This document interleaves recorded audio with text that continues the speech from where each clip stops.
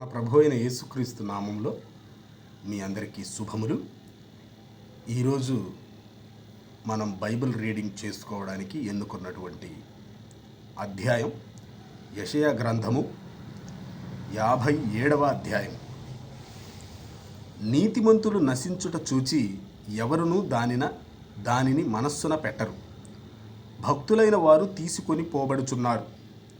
కీడు చూడకుండా నీతిమంతులు కొనిపోబడుచున్నారని ఎవనికిని తోచదు. వారు విశ్రాంతిలో ప్రవేశించుచున్నారు. తమకు సూటిగానున్న మార్గమున నడచువారు తమ పడకల మీద పరుండి విశ్రమించుచున్నారు. మంత్రప్రయోగపు కొడుకులారా, వ్యభిచార సంతానమా, వేశ్యా సంతానమా, మీరిక్కడికి రండి. మీరెవరిని ఎగతాళి చేయుచున్నారు? ఎవని చూచి నోరు తెరచి నాలుక చాచుచున్నారు? మీరు తిరుగుబాటు చేయువారును అబద్ధికులను కారా? మస్తచా వృక్షములను చూచి పచ్చని ప్రతి చెట్టు క్రిందను కామము రేపుకొని వారలారా, లోయలో రాతి సందుల క్రింద పిల్లలను చంపు వారలారా, మీ భాగ్యము లోయలోని రాళ్లలోనే ఉన్నది. అవియే మీకు భాగ్యము. వాటికే పానీయార్పణము చేయుచున్నావు, వాటికే నైవేద్యము నర్పించుచున్నావు. ఇవన్నీ జరుగగా నేను ఊరకుండా దగునా?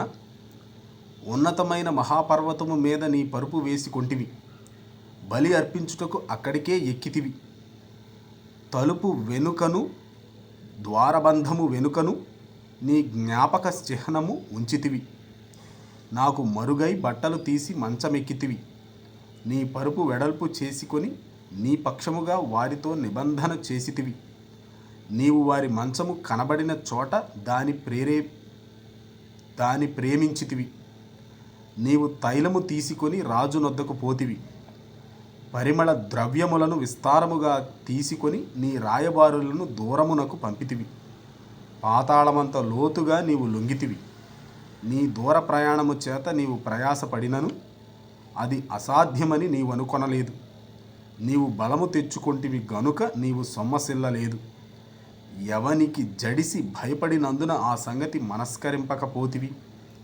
నీవు కళ్ళలాడి నన్ను జ్ఞాపకము చేసి కొనకపోతివి. బహుకాలము నుండి నేను మౌనముగా నుండినందుననే గదా నీవు నాకు భయపడుటలేదు. నీ నీతి ఎంతో నేనే తెలియజేసేదను. నీ క్రియలు నీకు నిష్ప్రయోజనములగును. నీవు మొర్రపెట్టునప్పుడు నీ విగ్రహముల గుంపు నిన్ను తప్పించునేమో. గాలి వాటినన్నిటినీ ఎగరగొట్టును గదా. ఒకడు ఊపిరి విడిచిన మాత్రమున అవన్నీ కొట్టుకొని పోవును. నన్ను నమ్ముకొని వారు దేశమును స్వతంత్రించుకొందురు. నా పరిశుద్ధ పర్వతమును స్వాధీనపరచుకొందురు. ఎత్తుచేయుడి, త్రోవను సిద్ధపరచుడి, అడ్డు చేయు దానిని నా జనుల మార్గములో నుండి తీసివేయుడి అని ఆయన ఆజ్ఞ ఇచ్చుచున్నాడు. మహాఘనుడును మహోన్నతుడును పరిశుద్ధుడును నిత్య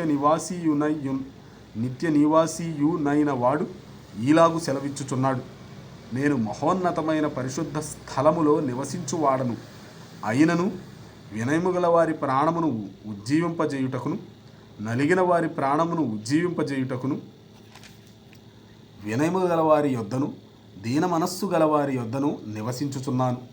నేను నిత్యము పోరాడువాడను కాను, ఎల్లప్పుడూ కోపించువాడను కాను. అలాగుండిన ఎడల నా మూలముగా జీవాత్మ క్షీణించును. నేను పుట్టించిన నరులు క్షీణించిపోవుదురు. వారి లోభము వలన కలిగిన దోషమును బట్టి నేను ఆగ్రహపడి వారిని కొట్టితిని. నా ముఖము మరుగు చేసుకొని కోపించితిని. వారు తిరుగబడి తమకిష్టమైన మార్గమున నడచుచూ వచ్చిరి. నేను వారి ప్రవర్తనను చూచితిని. వారిని స్వస్థపరచుదును, వారిని నడిపింతును, వారిలో దుఃఖించు వారిని ఓదార్చుదును. వారిలో కృతజ్ఞతా బుద్ధి పుట్టించుచు దూరస్థులకును సమీపస్థులకును సమాధానమని చెప్పి నేనే వారిని స్వస్థపరచదనని యెహోవా సెలవిచ్చుచున్నాడు. భక్తిహీనులు కదులుచున్న సముద్రము వంటివారు. అది నిమ్మళింపనేరదు. దాని జలములు బురదను మైలను పైకి వేయును. దుష్టులకు నెమ్మది ఉండదని నా దేవుడు సెలవిచ్చుచున్నాడు. ఆమేన్.